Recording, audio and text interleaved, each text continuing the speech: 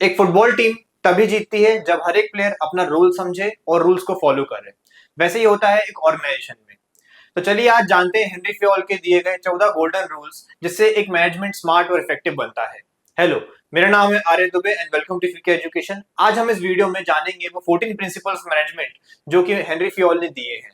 तो चलिए इस वीडियो को स्टार्ट करते हैं, जहां पे हम सबसे पहले अपना देखेंगे प्रिंसिपल जो कि है division of work. Henry Fayol ने ऐसे 14 अलग अलग प्रिंसिपल्स दिए हैं मैनेजर्स के लिए एज अ गाइडलाइन, जिसको फॉलो करके एक मैनेजमेंट को काफी एफिशिएंट और इफेक्टिव बनाया जा सकता है।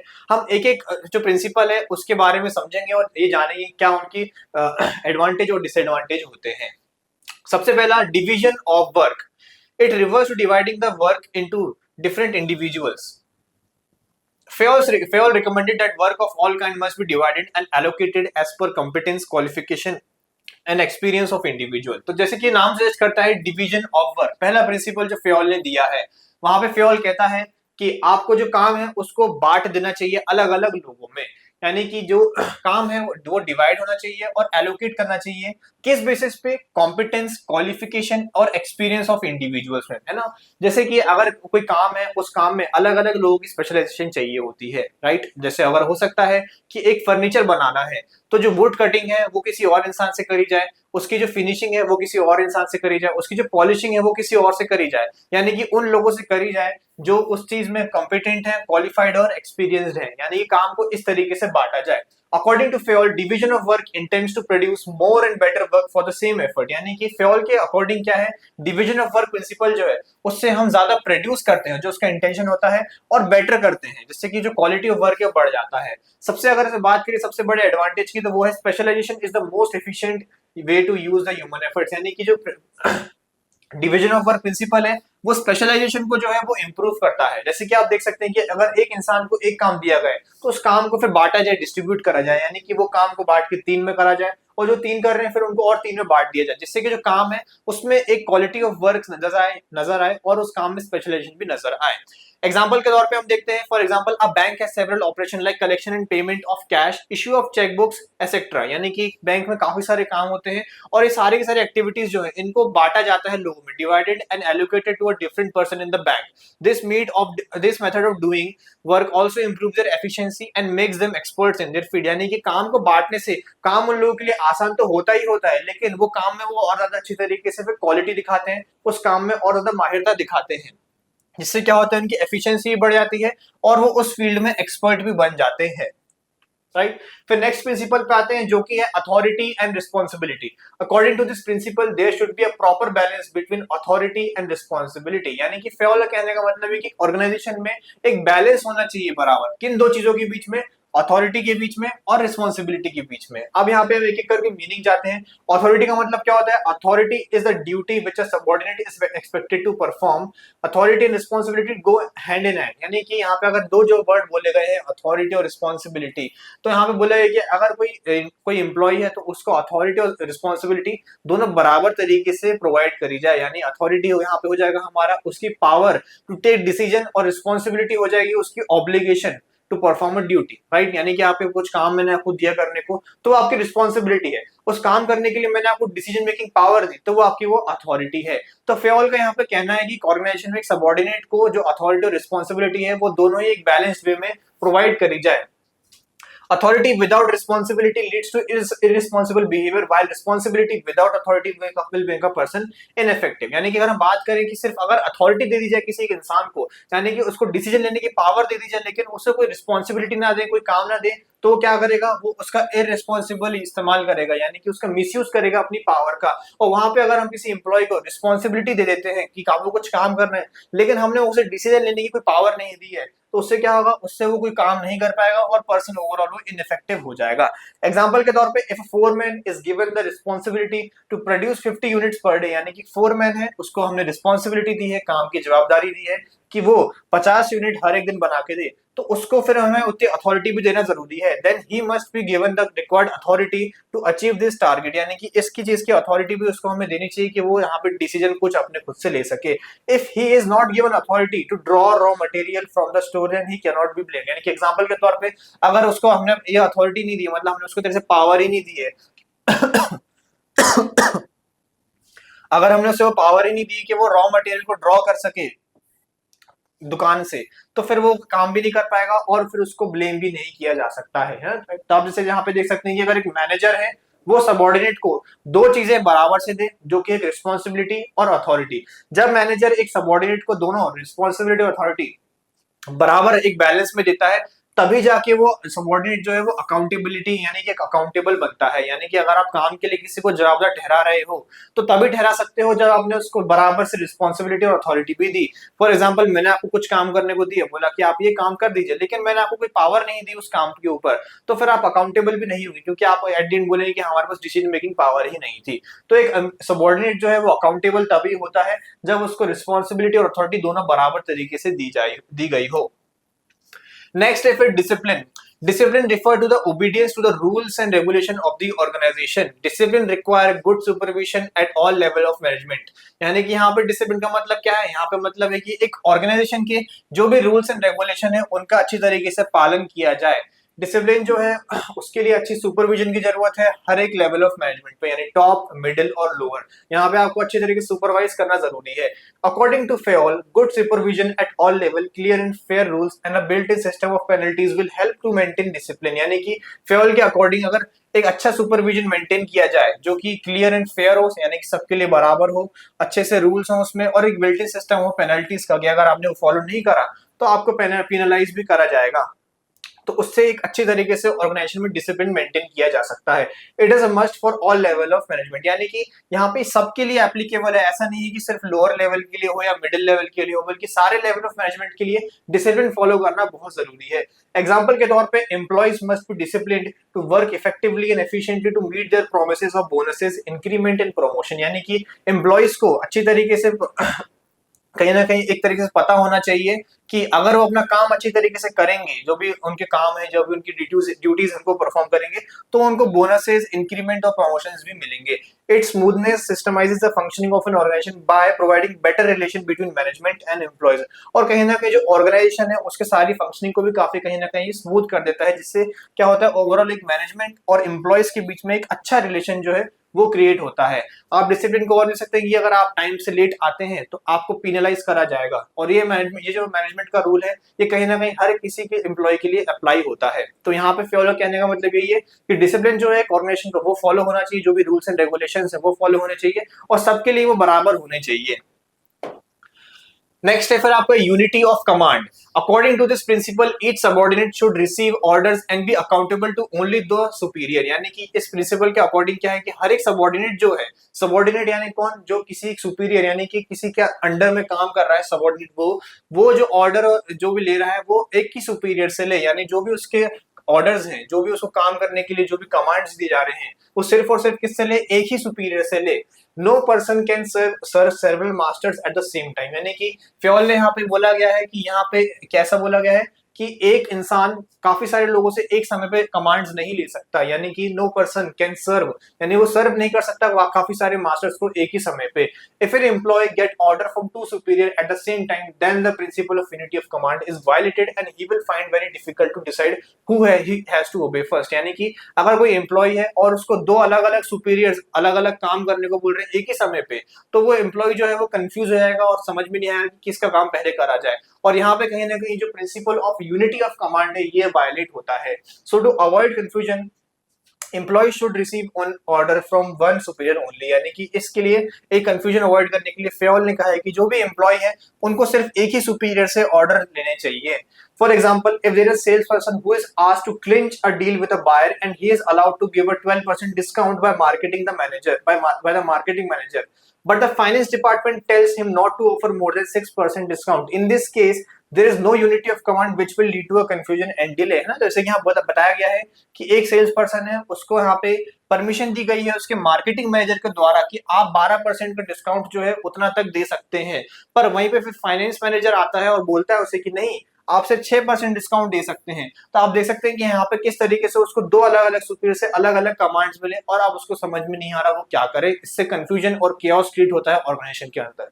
जैसे कि आप देख सकते हैं कि यहाँ पे पहले इस डायग्राम में आप देख सकते हैं कि मैनेजर एक है और उसके तीन सबऑर्डिनेट हैं और तीनों के जो सबऑर्डिनेट एक ही मैनेजर से कमांड ले रहे हैं। और वहीं पे अगर आप देखें यहाँ पे दो मैनेजर हैं, तो यहाँ पे आप देख सकते हैं कि जो principle of unity of command है वो वायलेट हो रहा है, क्योंकि यहाँ पे दो मैनेजर हैं और यहाँ पे जो तीन एम्प्लॉय हैं वो तीनों के तीनों एम्प्लॉय दोनों से कमांड्स ले रहे हैं, जिससे कि यहाँ पे वायलेट होता है हमारा principal of unity of command. जैसे कि नाम सजेस्ट करता है यूनिटी ऑफ कमांड, है ना, हमें इस चीज को नाम से याद रखना बहुत जरूरी है, बिकॉज आगे जाके कंफ्यूजन हो सकता है। यूनिटी का मतलब होता है एकता, यानी कि यहाँ पे जो कमांड्स है वो एकत्रित होके आए, किससे, किस एम्प्लॉइज तक, मैनेजर से लेके एम्प्लॉइज तक। नेक्स्ट है फिर यहाँ पे हमारा यूनिटी ऑफ डायरेक्शन। तो जैसे कि मैंने कहा कंफ्यूजन हो सकता है बिकॉज नाम यहाँ पे सिमिलर है। अब यहाँ पे बोला गया है डायरेक्शन की जगह, यहाँ पे कमांड की जगह डायरेक्शन दे दिया है, अब बोला गया यूनिटी ऑफ डायरेक्शन। तो क्या कहता है unity of direction? It implies that there should be one head and one person for proof of activities having the same objective. यानी कि यहाँ पे कहा गया कि कोई भी एक हेड होना चाहिए और एक इंसान होना चाहिए किसी भी एक एक्टिविटी को संभालने के लिए। According to this principle, all the activities should be carried under the direction of one head and there should be effective coordination in all the activities. This principle ensure unity of action and avoids unnecessary duplication of work. यानी कि अगर एक organisation में सारी activities को perform किया जा रहा है तो जो डायरेक्शन है, जो दिशा है, वो एक ही तरफ होनी चाहिए उस काम की। ऐसा ना हो कि सब लोग, कुछ लोग जो है, कुछ दल जो है वो अलग काम कर रहा है और कुछ दल अलग काम कर रहा है, ऐसा नहीं होना चाहिए। जिससे क्या होता है, डायरेक्शन चेंज हो जाती है और कहीं ना कहीं जो ऑर्गेनाइजेशन है वो कम एफिशिएंट और इफेक्टिव हो जाती है। एग्जांपल के तौर पे, if an organization has 4 department for 4 different activities, then each department must be directed by one superior. यानी कि जैसे कहा गया कि अगर 4 डिपार्टमेंट है और चारों को अलग अलग लोगों के द्वारा डायरेक्ट किया जा रहा है, तो उन चारों को एक सिंगल सुपीरियर होना चाहिए and its employee should give their whole effort to achieving the plan of the organisation. और सारे के सारे एम्प्लॉयज जो है उनका गोल क्या होना चाहिए, गोल सिर्फ एक जगह होना चाहिए, यानी स्ट्रेट एक डायरेक्शन में, जो कि है प्लान ऑफ द ऑर्गेनाइजेशन को अचीव करना। इस division should have it's charge, plan and execution resource. यानी कि हर एक डिवीजन में उसका एक चार्ज होना चाहिए, उनका एक प्लान होना चाहिए और एग्जीक्यूशन अलग अलग होना चाहिए। There should be not be an unnecessary duplication of efforts and a waste of resources. यानी कि काम ऐसा ना हो जहां पे डुप्लीकेशन ऑफ वर्क हो रहा हो, यानी कि जो वर्क है उसको बार बार डुप्लीकेट किया जा रहा है, यानी कि एक बार जो काम हो चुका है उसको दोबारा कोई और कर रहा है। इस तरीके से पता चल जाएगा कि उस ऑर्गेनाइजेशन में डायरेक्शन नहीं है, यानी यूनिटी ऑफ डायरेक्शन नहीं है। And a waste of resources, और कहीं ना कहीं रिसोर्सेज भी वेस्ट हो रही है, यानी टाइम और मनी भी जो है वो भी वेस्ट हो रहा है। तो यहाँ पे हमें ध्यान रखना है कि यूनिटी ऑफ डायरेक्शन किस चीज को अवॉइड करता है, avoid unnecessary duplication of work. जैसे कि आप देख सकते हैं, अगर आप एक ऑर्गेनाइजेशन में वर्क करते हैं तो सभी एम्प्लॉयज के जो एफर्ट्स है वो एक डायरेक्शन में जो है, एक ही डायरेक्शन में जाना चाहिए, यानी कि सिंगल एक डायरेक्शन में जा रहे हैं और कोई दूसरे एम्प्लॉयज की जो वर्क है वो किसी और दिशा में नहीं जा रहे हो। Subordination of individual interest to general interest, इसका क्या मतलब है? According to this principle the interest of the organization as a whole must prevail over the interest of the individual. यानी कि जो एक इंडिविजुअल है जहां पर वो काम करता है, उसका जो इंटरेस्ट है वो कहीं ना कहीं उसके ऑर्गेनाइजेशन के लिए होना चाहिए, यानी कि उसका कोई पर्सनल इंटरेस्ट ना रहे, बल्कि उसके इंटरेस्ट को जो है हम कहीं ना कहीं सबऑर्डिनेट करें, लेके आ जाए कहाँ पे, एक जनरल इंटरेस्ट पे, जो कि हमारी ऑर्गेनाइजेशन का इंटरेस्ट होना चाहिए। Simply put, the interest of organization should be placed above the interest of employees. यानी कि एक ऑर्गेनाइजेशन को अच्छी तरीके से फंक्शन करने के लिए वहां के जो एम्प्लॉयज है, वहां के जो इंडिविजुअल्स हैं, उनका इंटरेस्ट जो है वो ऑर्गेनाइजेशन के लिए लाना बहुत जरूरी है, ना कि उनके पर्सनल इंटरेस्ट के लिए।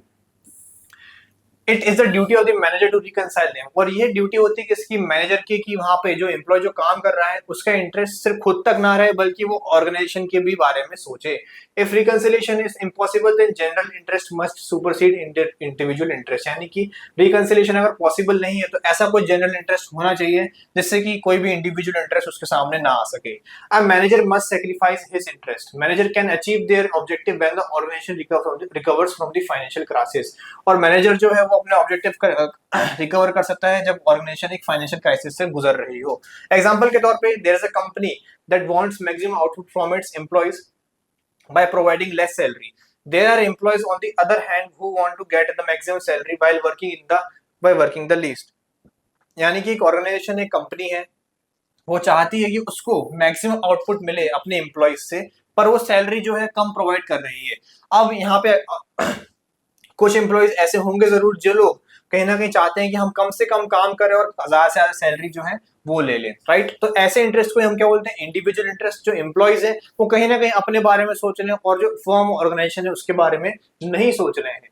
इन both situation the interest of the company will supersede the interest of any one individual as interest of the worker and stakeholders are more important than the interest of the one person. यानी कि यहाँ पे manager का जो काम है वो यही है कि जो इंटरेस्ट ऑफ द कंपनी है वो सुपरसीड करे किसके, इन इंडिविजुअल इंटरेस्ट को, यहाँ पे कि कहीं ना कहीं मैनेजर का काम है कि वो जो काम है उन लोगों से वो अच्छी तरीके से कराए, ना कि जो इंडिविजुअल इंटरेस्ट है उससे कंपनी का नुकसान हो। तो आप जैसे देख सकते हैं इंडिविजुअल इंटरेस्ट हम कब बोलते हैं, जब एक सिंगल इंसान बस अपने बारे में सोच रहा हो, सिर्फ वो अपने बारे में सोच रहा है कि किस तरीके से मैं कम काम करूं, जल्दी निकल जाऊं, पैसे कमा लूं ज्यादा। और वहीं पे अगर हम जनरल इंटरेस्ट की बात करें तो वो as a interest of the whole organization है, जहां सब लोग इकट्ठा काम कर रहे हैं अपने ऑर्गेनाइजेशन के गोल्स को अचीव करने के लिए। तो इसलिए यहाँ बोला गया कि मैनेजर की ड्यूटी होती है कि वो सबऑर्डिनेट करे किसका, इंडिविजुअल का इंटरेस्ट, जो भी इंडिविजुअल का इंटरेस्ट है उसे उठा के लेके आए कहां तक, जनरल इंटरेस्ट तक।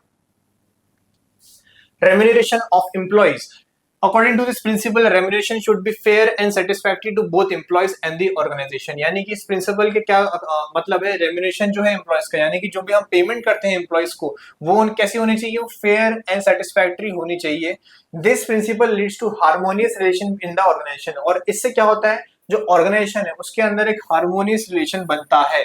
Fair remuneration should be determined based on the government rules related to wages, financial position of the organization, nature of work and cost of living। और एक fair remuneration को किस तरीके से डिसाइड किया जाए, जो भी गवर्नमेंट के रूल्स हैं, जो भी उनकी वेज पॉलिसीज के अगेंस्ट जो भी गवर्नमेंट के रूल्स हैं, फाइनेंशियल पोजीशन कैसी है ऑर्गेनाइजेशन की, काम जो आप उनसे करा रहे हैं, नेचर ऑफ वर्क कैसा है, और कॉस्ट ऑफ लिविंग उस जगह पे कैसी है, इन सारी की सारी चीजों को कंसीडर करके एक फेयर रेम्यूनरेशन जो है वो डिसाइड करना चाहिए।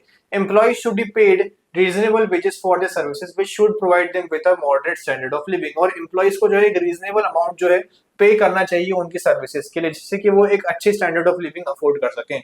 For example, if an organization earns higher profit then it should share some of its part with the employee in the form of bonus. यानी कि अगर कोई ऑर्गेनाइजेशन है उसके पास काफी प्रॉफिट्स हैं तो उसको कुछ बोनस के तौर पे भी अपने एम्प्लॉयज के साथ शेयर कर देना चाहिए। Centralization and decentralization. Centralization refer to the concentration of authority at the top level and decentralization means distribution at all level of management, right? तो यहाँ पे जैसे बताया कि दो हमें टर्म दिए गए हैं, एक दिया गया है सेंट्रलाइजेशन और एक डिसेंट्रलाइजेशन। काफी आसान तरीके से इसका मतलब समझते हैं। सेंट्रलाइजेशन का मतलब क्या होता है, जब अथॉरिटी क्या होती है, पावर टू टेक डिसीजन, जब हम सिर्फ और सिर्फ टॉप लेवल को दे दें, यानी कुछ सिंगल हैंड्स में हम बस पावर को डिस्ट्रीब्यूट कर दें या फिर दे दें, तब उसको बोलते हैं सेंट्रलाइजेशन। वेयर एज डिसेंट्रलाइजेशन मतलब क्या होता है कि पावर को कहीं ना कहीं हम डिस्ट्रीब्यूट कर देते हैं सारे लेवल ऑफ मैनेजमेंट, यानी बहुत सारे लोगों के बीच में जब हम पावर को बांट देते हैं तो हम उसको बोलते हैं कि डिसेंट्रलाइजेशन। अब यहाँ फ्योल क्या कहता है, according to this principle there should be a proper balance between centralization and decentralization. यानी कि फ्योल का जो एम्फेसिस है वो यहाँ पे ये है कि जो सेंट्रलाइजेशन और डिसेंट्रलाइजेशन है इनके बीच में एक प्रॉपर बैलेंस होना चाहिए। मतलब कि दोनों ही एक तरह से एक अगर हो तो दोनों ही खराब है, यानी कि सिर्फ सेंट्रलाइजेशन भी नहीं होना चाहिए और सिर्फ जो है डिसेंट्रलाइजेशन भी नहीं होना चाहिए, यानी कि दोनों के बीच में एक बैलेंस बराबर से बना रहे। The degree of centralization and decentralization depends on the various factors such as experience of the employees, ability of subordinates, size of the organization, etc। यानी कि जो ability है, यानी कि यहाँ पे डिग्री ऑफ सेंट्रलाइजेशन जो है वो डिपेंड करती है कि कैसे क्या क्या एक्सपीरियंस है एम्प्लॉयज का, सबऑर्डिनेट से क्या एबिलिटी है, साइज ऑफ ऑर्गेनाइजेशन क्या है, और ऐसी सारी चीजें। Too much centralization leads to a loss of control of top management, यानी कि अगर ज्यादा सेंट्रलाइजेशन होता है, यानी कि अगर हम पूरी की पूरी फर्म की ऑर्गेनाइजेशन की पावर सिर्फ एक इंसान के हाथ में दे दे तो उससे कहीं ना कहीं जो मैनेजमेंट है उससे पावर जो है खो जाती है, यानी कहीं ना कहीं वो टॉप पे रहता है और कहीं ना कहीं कंट्रोल जो है ऑर्गेनाइजेशन का वो खो देता है। Therefore, an optimum balance should be maintained according to the need of the organization। और वहीं पे अगर हम बात करें डिसेंट्रलाइजेशन की, तो अगर हम ज्यादा लोगों में पावर बांट दें, ज्यादा लोगों में अथॉरिटी डिस्ट्रीब्यूट कर दें, तो कहीं ना कहीं लोग पावर का जो है मिसयूज भी करना चालू कर देते हैं। तो सेंट्रलाइजेशन और डिसेंट्रलाइजेशन दोनों में कुछ ना कुछ जो है ड्रॉबैक्स हैं, इसलिए दोनों के बीच में एक ऐसा परफेक्ट बैलेंस होना चाहिए जिससे ऑर्गेनाइजेशन में पावर का मिसयूज भी ना हो और ऑर्गेनाइजेशन में जो डिसीजन मेकर्स हैं वो अपना कंट्रोल भी लूज ना करें।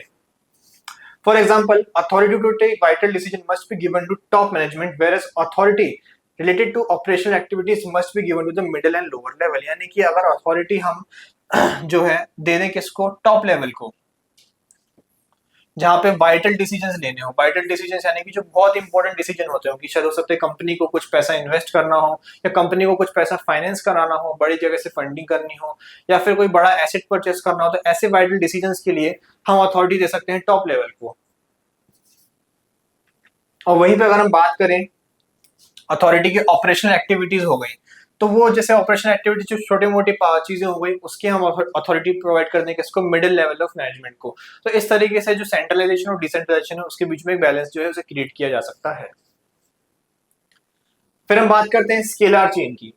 According to this principle, there is a scalar chain of authority and communication that moves in a straight line from superior to lower subordinate. यानी कि फ्योल कहता है कि एक स्केलर चेन यानी चेन ऑफ अथॉरिटी जो है उसको फॉलो करना चाहिए, जहां पे कम्युनिकेशन जो है वो एक स्ट्रेट लाइन में होना चाहिए, यानी सीधी लाइन में होना चाहिए। अगर आपको कुछ भी कम्युनिकेट करना है अपने सुपीरियर को या आपके सुपीरियर को आप तक कुछ कम्युनिकेट करना है तो वो एक स्ट्रेट लाइन में होनी चाहिए।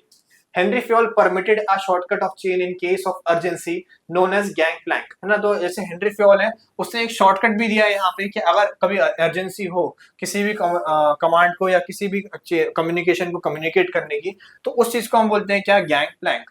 गैंगप्लैंक allows direct communication between the two employees of the same level. जैसे कि आप देख सकते हैं स्केलर चेन जो है इस तरीके से कुछ नजर आता है। ए आप देख सकते हैं ए जो है वो सुपीरियर है, टॉप लेवल पे है। अगर कोई चीज है, अगर ए को कम्युनिकेट करनी है किससे, एच से, ए को कुछ कम्युनिकेट करना है अगर एच से, तो चेन ऑफ कमांड जो है फॉलो किया जाएगा। जो ए का नेक्स्ट सबऑर्डिनेट होगा, ए बोल रहा है किसको, एफ को, एफ फिर इन्फॉर्म करेगा किसको, जी को, और फिर फाइनली जी इन्फॉर्म करेगा किसको, एच को, राइट। तो इस तरीके से स्केलर चेन जो है वो फॉलो किया जाता है। ऐसा नहीं हो सकता कि ए डायरेक्ट किसको इन्फॉर्म कर दे, एच को। क्यों नहीं कर सकता, बिकॉज कहीं ना कहीं हेनरी फ्योल का यहाँ पे एम्फेसिस है कि ऑर्गेनाइजेशन में जो भी कम्युनिकेशन हो सबके बीच हो, सबको हर एक चीज के बारे में अच्छी तरीके से पता हो, लोग वेल इन्फॉर्म्ड रहें। और अगर कभी ऐसी कोई अर्जेंसी आती है कि वहां पे टाइम नहीं है सब लोगों को इन्फॉर्म करने का, तो वहां पे एक सिस्टम बनाया गया किसका, गैंगप्लैंक का, कि मान लीजिए कि ई को अगर कुछ कम्युनिकेट करना है आई को, तो जो ट्रेडिशनल हमारी जो स्केलर चेन उसको अगर फॉलो किया जाए तो पहले ई बताएगा किसको, डी को, फिर बताएगा सी को, फिर बी को, फिर ए को, फिर एफ को, फिर जी, फिर एच, फिर आई। तो ऐसे में बहुत ज्यादा टाइम लग जाएगा। और अगर ये मैटर ऑफ अर्जेंसी है तो ई को फिर यहाँ पे डायरेक्टली कम्युनिकेट कर देना चाहिए आई को, और इसी प्रोसेस को हम बोलते हैं क्या, gangplank. Very important.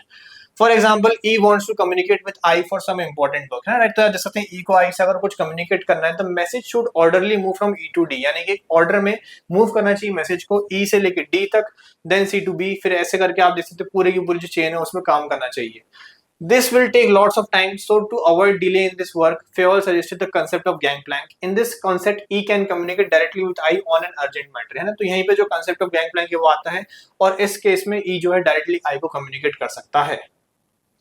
Thus, the gangplank allows two employees on the same level to communicate directly with each other, but must enforce to its superior. यानी कि बाद में भले उनको, अभी वो भले उस चीज को communicate कर दें, लेकिन बाद में उनको अपने superior को इस चीज के बारे में inform कर देना चाहिए।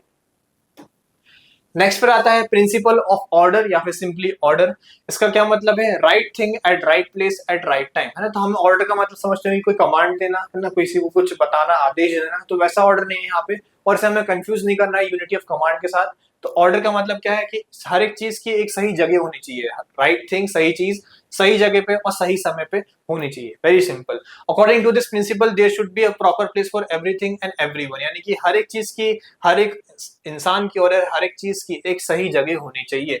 Henri Fayol emphasised on two types of order, material order and social order, यानी कि दो तरह के ऑर्डर बताए गए हैं, एक मटेरियल ऑर्डर और एक social order. In material order there must be a plan for everything, यानी कि मटेरियल ऑर्डर में हर एक चीज का क्या होना चाहिए, प्लान होना चाहिए। It ensure to fix a place for various material tools, यानी कि जो वेरियस मटेरियल टूल्स हैं उनकी एक जगह फिक्स करनी चाहिए। Whereas in social order there must be an appointed place for every employee which ensure a proper and fixed place cabin for each employee, यानी कि हर एक एम्प्लॉय की भी एक प्रॉपर जगह होनी चाहिए, जिससे कि अगर कभी किसी एम्प्लॉय को रीच आउट करना हो तो उसको हम ढूंढ सके ऐसी जगह पे। For example, there should be specific place for foreman in a factory so that we can work on the work can be done easily, यानी कि फोरमैन की एक स्पेसिफिक जगह होनी चाहिए फैक्ट्री के अंदर, जिससे कि कभी भी अगर उससे कुछ काम करवाना हो तो हम उसे इजीली ढूंढ सकें। फिर हम बात करते हैं इक्विटी की, principle of equity. According to this principle there should not be any discrimination amongst employee based on religion, caste, language और नेशनैलिटी, है ना। तो जैसे कि प्रिंसिपल ऑफ इक्विटी है, यहाँ पे वो बात करता है इक्वालिटी की, और यहाँ बोला गया है कि किसी भी एम्प्लॉय के बीच में कोई भी किसी प्रकार का एक ऑर्गेनाइजेशन में भेदभाव नहीं होना चाहिए उसके रिलीजन, कास्ट, लैंग्वेज और नेशनैलिटी को लेके। Equity ensures coordinated relation between superior and subordinated, और इक्विटी जो है वो इंश्योर करता है कि जो सुपीरियर और सबऑर्डिनेट है उनके बीच में एक अच्छा रिलेशन जो है वो मेंटेन कर सके। It lead to smooth and successful working of the enterprise. It improve satisfaction and motivation of the employee, creating relation between manager and employee. जिससे क्या होता है कि कहीं ना कहीं जो दोनों मैनेजर और एम्प्लॉय उनके बीच में सेटिस्फैक्शन और मोटिवेशन रहता है, और एक अच्छा वर्किंग एनवायरनमेंट क्रिएट किया जाता है। For example, workers doing similar jobs in the same organization should be paid same wages irrespective of the sex, caste, religion and language, यानी कि जो वर्कर्स हैं उनको अगर ऑर्गेनाइजेशन में पे किया जाए तो उनको बराबर तरीके से पे किया जाए, ना कि ऐसा ना करा जाए कि अगर कोई है कि किसी एम्प्लॉय को ज्यादा पे कर रहे हैं, किसी को कम पे कर रहे हैं based on the sex, caste and religion and language, यानी कि सबके साथ बराबर तरीके से जो है बर्ताव किया जाए। जैसे कि आप देख सकते हैं इक्वालिटी में और इक्विटी में बताया गया है कि किस तरीके से इक्वालिटी को फॉलो किया जाए, कि सबको जो अपॉर्चुनिटीज है वो सेम प्रोवाइड करी जाए। Stability of personnel. According to this principle, there should be proper effort to achieve stability and continuity of the employee. Fayol said that employees should be kept in their position for a reasonable time as to show stability, creates a sense of belonging, and workers are encouraged to improve their quality of work. यानी कि इस principal में क्या बताया गया है कि जो हर एक एम्प्लॉय है उसको एक ऐसा इंश्योर करना चाहिए कि उसकी जो जॉब है कहीं ना कहीं जॉब सिक्योरिटी जो है उसको प्रोवाइड करना चाहिए कि वो उस ऑर्गेनाइजेशन में काम कर रहा है and there is stability in his life. Fayol said that employees should be kept in their position for a reasonable time to show stability, यानी कि एम्प्लॉय को उस ऑर्गेनाइजेशन में उस पोजीशन में एक रीजनेबल टाइम के लिए रखना चाहिए जिससे कि वो स्टेबिलिटी शो कर सके और अच्छे से अपना काम कर सके। And workers are encourage to improve their quality of work, और वर्कर्स जो है उनको कहीं ना कहीं एनकरेज करा जाए उनकी क्वालिटी ऑफ वर्क को इंप्रूव करने के लिए। This will increase the efficiency of employees and it will also increase the reputation of the organisation. जिससे क्या होगा, जो ओवरऑल एफिशिएंसी एम्प्लॉयज की वो इंप्रूव होगी और जो रेपुटेशन है ऑर्गेनाइजेशन का वो भी इंप्रूव होगा। अगर कोई एम्प्लॉय है और उसको हमेशा कॉन्स्टेंटली ये डर लगा रहे कि उसकी जॉब कभी भी जा सकती है, तो इस कारण से कहीं ना कहीं जो उसका मोटिवेशन है वो डाउन हो जाएगा और जो अपना काम है वो अच्छी तरीके से नहीं कर पाएगा। तो हर एक मैनेजर की कहीं ना कहीं रिस्पॉन्सिबिलिटी कि वो इंश्योर करे कि यस वहां पे उसके पास एक कुछ जॉब सिक्योरिटी है और वो एक रीजनेबल टाइम तक के लिए उस ऑर्गेनाइजेशन का एक पार्ट रहेगा। Unnecessary labour turnover creates an atmosphere of discipline, और यानी कि अननेसेसरी क्या होगा, लेबर टर्नओवर, यानी कि अगर आप काफी सारे एम्प्लॉयज को एक साथ निकाल दें इस कारण से क्या होगा, एक एटमॉस्फेयर बन जाएगा डिसबिलीफ का, यानी कि लोगों को कहीं ना कहीं उस ऑर्गेनाइजेशन के ऊपर से जो भरोसा है वो उनका उठने लगेगा। Continuous changes in the employee disturb the working environment, तो बार बार एम्प्लॉयज को चेंज किया जाए तो कहीं ना कहीं वर्किंग एनवायरनमेंट भी जो है वो भी डिस्टर्ब होता है। For example, new employees must be given ample time to adapt to new culture and environment of the workplace, यानी कि जो नए एम्प्लॉयज हो उनको काफी अच्छे तरीके से समय प्रोवाइड करना चाहिए जिससे कि वो जो नया कल्चर है नया एनवायरनमेंट है उसमें वो एडजस्ट कर सकें। फिर है principle of initiative. According to this principle, workers should encourage and should be given an opportunity to take initiative in making and executing the plan, यानी कि इस प्रिंसिपल के अकॉर्डिंग वर्कर्स जो है उनको एनकरेज करना चाहिए और उनको एक अपॉर्चुनिटी अवसर देना चाहिए जिससे कि वो डिसीजन मेकिंग में कुछ अपना इनिशिएटिव यानी कुछ अपना योगदान जो है वो दे सकें। Henri Fayol suggested that employees at all level should be encourage to take initiative in work, यानी कि हेनरी फेवल ने बोला कि एम्प्लॉयज सारे लेवल पे कहीं ना कहीं उनको हमें एक अपॉर्चुनिटी देनी चाहिए जिससे कि वो काम में अपना भी कुछ इनिशिएटिव अपना भी कुछ योगदान दे सकें। इससे क्या होता है, इससे कहीं ना कहीं एम्प्लॉय का जो मोटिवेशन है वो बढ़ता है, एम्प्लॉय कहीं ना कहीं स्पेशल फील करता है और उससे कहीं ना कहीं काम जो है जो उसका रूटीन वर्क होता है उससे कुछ अलग करने को भी मिलता है। It motivates employee to work better and to take more interest in the organisation, कहीं ना कहीं इससे एम्प्लॉय जो है वो थोड़ा सा मोटिवेट होता है और उसको कहीं ना कहीं और अच्छे काम करने के एक मौका एक कहीं ना कहीं रीजन मिल जाता है। The initiative is a powerful motivator of the human behaviour and a source of strength for organisation, यानी कि जो इनिशिएटिव है एक काफी पावरफुल मोटिवेटर है ह्यूमन बिहेवियर के लिए और ऑर्गेनाइजेशन के लिए भी एक काफी अच्छा सोर्स ऑफ स्ट्रेंथ है। This increase the mental growth and feeling of belongingness in the employee, क्या होता है एम्प्लॉय की ओवरऑल मेंटल ग्रोथ होती है और कहीं ना कहीं वो बिलोंगिंगनेस वाली फीलिंग फील करने लगता है, यानी कि वो उस ऑर्गेनाइजेशन का एक पार्ट एक हिस्सा महसूस करने लगता है। It increases the commitment of employees toward the organisation, और कमिटमेंट जो एम्प्लॉय की है वो बढ़ जाती है उस ऑर्गेनाइजेशन के प्रति। लैक ऑफ इनिशिएटिव में create an atmosphere of non corporation, और वहीं पे अगर हम किसी एम्प्लॉय को इनिशिएटिव ज्यादा ना दें यानी कि हम उसे ज्यादा अपॉर्चुनिटी ना दें, डिसीजन मेकिंग का पार्ट ना बनाए, अलग अलग काम ना दें, तो कहीं ना कहीं वो एम्प्लॉय जो है एक ही काम कर करके कहीं ना कहीं डीमोटिवेट भी हो सकता है। For example, organisations must have an employee suggestion system so that they have feeling of belongingness, यानी कि जैसे बताया गया कि ऑर्गेनाइजेशन में एक एम्प्लॉय सजेशन सिस्टम जो है वो होना चाहिए जिससे कि उनको एक फीलिंग ऑफ बिलोंगिंगनेस मिलती रहे, यानी कि उनको जो भी लगे कुछ सजेशन देना हो जो फील हो रहा हो उस बारे में वो अपना एक जो इनिशिएटिव है वो दे सकें। नेक्स्ट प्रिंसिपल हमारा जो है वो esprit de corps. According to this principle, management should take reasonable steps to develop a sense of belongingness and a feeling of team spirit always amongst the employees, यानी कि इस प्रिंसिपल के according जो management है उसको reasonable steps लेने चाहिए जिससे कि जो एम्प्लॉयज हैं उनके अंदर एक सेंस ऑफ बिलोंगिंगनेस आए और उनके पास एक फीलिंग अंदर आए कि वो एक टीम स्पिरिट जो है वो उनके अंदर जागे। In order to achieve the best possible result individual and group efforts need to be integrated. और सारे बेस्ट पॉसिबल रिजल्ट्स को पाने के लिए जो इंडिविजुअल है और ग्रुप एफर्ट्स हैं इनको इंटीग्रेट करना बहुत जरूरी है, यानी साथ में लाना बहुत जरूरी है। Production is a team work and it requires a full support of a member. यानी प्रोडक्शन जो है वो एट द एंड क्या है, वो एक टीम वर्क है और कहीं ना कहीं उसको सारे एम्प्लॉयज का जो है फुल सपोर्ट की जरूरत होती है। For this purpose a manager should replace I with we. यानी कि इसके लिए मैनेजर को आई को रिप्लेस करना चाहिए किससे, वी से। आई यानी कि मैं नहीं होना चाहिए, क्या होना चाहिए, हम होना चाहिए, राइट। तो इस तरीके से यहाँ पे उस चीज को बताया गया है in his conversation to bring a team spirit among the employees, है ना, जिससे कि वो अपने आप को ना रिफर करे बल्कि सब लोगों को रिफर करे एज अ टीम, जिससे कि एक टीम स्पिरिट सबके अंदर जागे। This will develop an atmosphere of mutual trust. इससे क्या होगा, एक एटमॉस्फेयर आएगा म्यूचुअल ट्रस्ट का। It will help in achieving group goals leading to cordial relation between management and worker. और कहीं ना कहीं जो है ग्रुप गोल्स को अचीव करना काफी इजी हो जाएगा और एक एटमॉस्फेयर ऑफ म्यूचुअल ट्रस्ट होगा, यानी एम्प्लॉयज जो है वो एक दूसरे पे और भरोसा कर सकेंगे और एक दूसरे फ्रेंडली फील कर सकेंगे। For example, authority and responsibility meant empowering managers, but now it means empowerment of employees because of flat organization structure that are gaining ground। यानी जैसे बताया कि अथॉरिटी रिस्पॉन्सिबिलिटी है, उसका काम क्या है, उसका काम है कि एम्पावर करना, पावर प्रोवाइड करना किसको, मैनेजर्स को। पर अब इसका मतलब नहीं है, इसका मतलब सिर्फ मैनेजर्स को नहीं है बल्कि एम्प्लॉयज को भी एम्पावर करना है, बिकॉज एक फ्लैट ऑर्गेनाइजेशन स्ट्रक्चर जो है वो एक अच्छा गेनिंग ग्राउंड गेन कर सकती है। यानी सिर्फ मैनेजर्स को प्रोवाइड नहीं करी जाए अथॉरिटी रिस्पॉन्सिबिलिटी, बल्कि वहां के जो एम्प्लॉयज है उनको भी वो चीज प्रोवाइड करी जाए। तो यहाँ पे हमारे जो 14 प्रिंसिपल ऑफ मैनेजमेंट हैं वो एंड करते हैं, राइट। जितने भी जो फ्योल ने दिए थे वो इतने ही थे, 14 principal of management. Difference between principal of management and technique of management. The principle of management should the principle of management should not B mistaken for the techniques of management. अब इसके आगे हमारा एक टॉपिक और आता है जो कि होता है टेक्निक्स ऑफ मैनेजमेंट। यानी कि अभी जो हमने डिस्कस करे वो थे क्या, प्रिंसिपल्स ऑफ मैनेजमेंट, लेकिन इसके बाद हमारा टेक्निक ऑफ मैनेजमेंट होता है जो कि अलग होता है किससे, प्रिंसिपल ऑफ मैनेजमेंट से। क्या होते हैं technique of management? Techniques of management are method और approaches involving several steps to be followed to reach the desired goal. यानी कि जो टेक्निक है वो कहीं ना कहीं एक मेथड है या अप्रोच है जिससे हम उनको फॉलो करें तो एक स्पेसिफिक गोल को पा सकते हैं। Principles, on the other hand, are a set of rules that needs to be taken care of while practicing the technique in order to work efficiently। यानी कि प्रिंसिपल जो है वो कहीं ना कहीं सेट ऑफ रूल्स हैं जिसको हम एक तरह से रिफर कर सकते हैं कि हमें कोई काम कराना हो तो कहीं ना कहीं उससे हम कहीं ना कुछ इंस्पिरेशनल या फिर कुछ इन्फ्लुएंस ले सकते हैं। Similarly principle should also be distinguish from values. और ये प्रिंसिपल जो है उनको डिस्टिंग्विश करना जरूरी है वैल्यूज से, क्योंकि वैल्यूज जो है वो अलग होती हैं। वैल्यूज क्या होती हैं? वैल्यूज आर बिलीव्स और morals that are based on human behaviour and help individual to behave morally in the society. क्योंकि वैल्यूज क्या होती हैं, वो कहीं ना सेट ऑफ बिलीव्स होती हैं जो लोगों के होते हैं, कहीं ना कहीं उनके बिहेवियर का एक पार्ट होता है और इंडिविजुअल्स उसके अकॉर्डिंगली बिहेव करते हैं एक मॉरल वे में, एक मॉरल तरीके से रहने के लिए सोसाइटी के अंदर।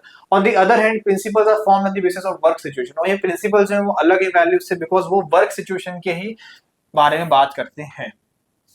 However, the values and morals cannot be ignored while practicing the principle of management। पर जो values and morals हैं हम उनको इग्नोर नहीं कर सकते जब भी हम प्रिंसिपल ऑफ मैनेजमेंट को प्रैक्टिस कर रहे हो।